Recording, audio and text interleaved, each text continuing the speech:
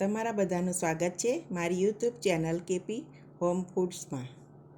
Hello friends, તો આજે આપણે બનાવીશું સિંગ પાક કે મફરી પાક કહો કે પછી માંડવી પાક પણ કહેવાય. આ વસ્તુ એવી છે કે જે ઉપવાસમાં ખાઈ શકાય, વ્રતમાં પણ તમે ખાઈ શકો. કોઈ બી વ્રત હોય તો ખાઈ શકાય એવો છે, અને એક ચાસણીમાં જ તૈયાર કરવામાં આવે છે. તમે જોઈ શકો છો કેટલો સરસ બન્યો છે. તો આપણે એને ચાસણીથી જ તૈયાર કરવાનો છે, એમાં કોઈ માવો કે ઘીની કોઈ જરૂર નથી. તો ચાલો આપણે રેસીપી શરૂ કરીએ. તો સૌથી પહેલાં આપણે 500 ગ્રામ જેટલા સિંગદાણા લઈ લીધા છે. વજનમાં કમ્પ્લીટ 500 ગ્રામ છે. તો હવે એને આપણે શેકી લેવાના છે. તો હું અહીંયા માઇક્રોવેવમાં શેકું છું, એટલે એના કાળા ડાઘા ને એવું નહીં પડતું. માઇક્રોવેવમાં બહુ સરસ રીતે શેકાઈ જાય છે. પણ તમારી પાસે માઇક્રોવેવ ના હોય તો તમે ધાતુની કઢાઈમાં કે એમાં શેકી શકો છો ગેસ ઉપર. હું આ રીતે, મારી પાસે માઇક્રોવેવ છે તો આ રીતે હું મૂકી દઉં છું.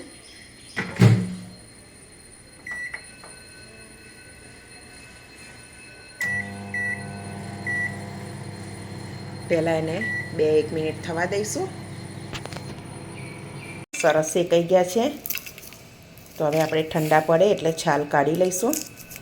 આટલા સિંગદાણા શેકાતા 7 મિનિટ જેવું લાગ્યું છે. તો તમે જોઈ શકો છો સરસ આપણે છાલ બધી કાઢી લીધી છે સિંગદાણાની. હવે આપણે મિક્સર જાર લઈ લઈશું.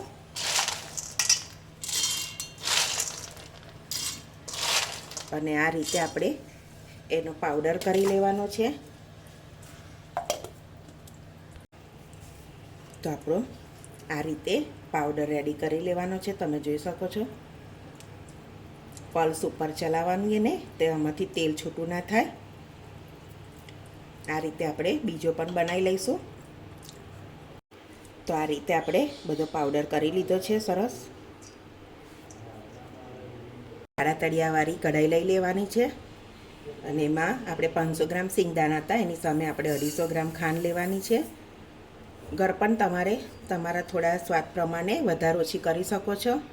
અને ખાંડ ડૂબે એટલું જ પાણી લેવાનું છે, વધારે નહીં. બરાબર મિક્સ કરી લઈશું. આમાં આપણે એક તારની ચાસણી કરવાની છે, એટલે મીડિયમ ગેસ ઉપર જ એને ચલાવવાનું છે. આમાં ઘીની કે એવી કંઈ જરૂર છે નહીં. આ રીતે એને ચલાવતા જવાનું.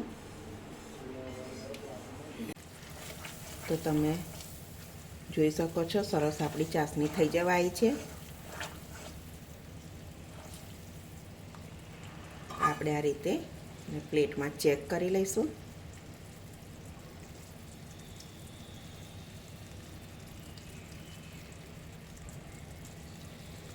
થઈ જવા જાય છે આપણી ચાસણી.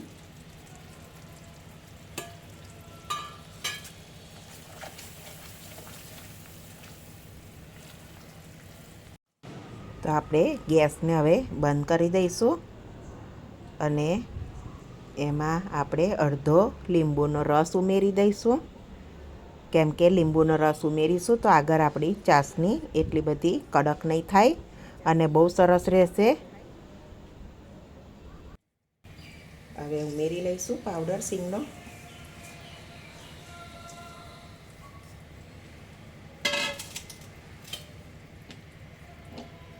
અને થોડો કોપરાનો છીણ લઈ લઈશું, અડધી વાડકી જેટલો. બરાબર મિક્સ કરી લઈશું.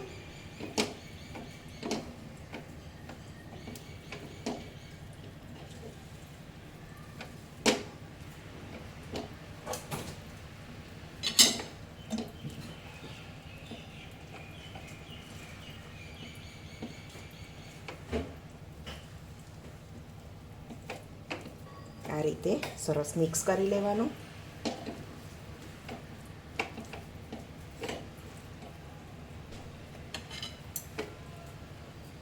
સૂંઠ લઈ લઈશું, અને અડધી ચમચી ઇલાયચી.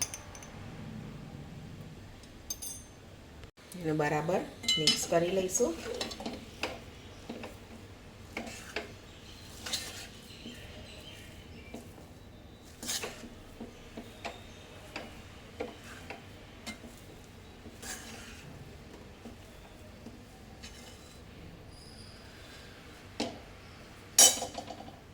તો આપણે તેલથી થોડું ગ્રીસ કરી લઈશું.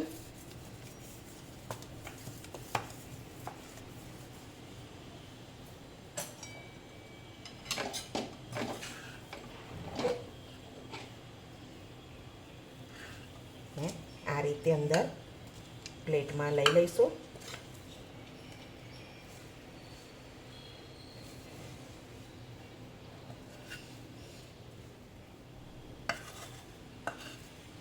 તો આ રીતે આપણે સરસ ઠારી દીધું છે.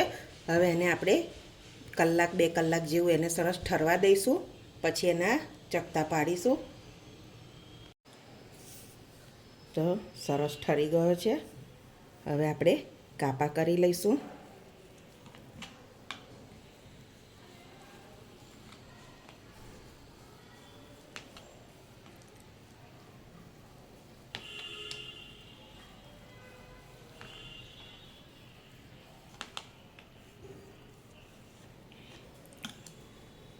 તો તમે જોઈ શકો છો આપણો મફરી પાક મસ્ત બનીને રેડી છે.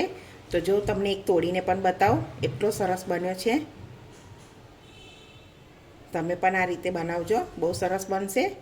અને જો તમને મારી આજની આ રેસીપી ગમી હોય તો વિડીયોને લાઇક કરજો, મારી ચેનલને સબસ્ક્રાઈબ કરજો.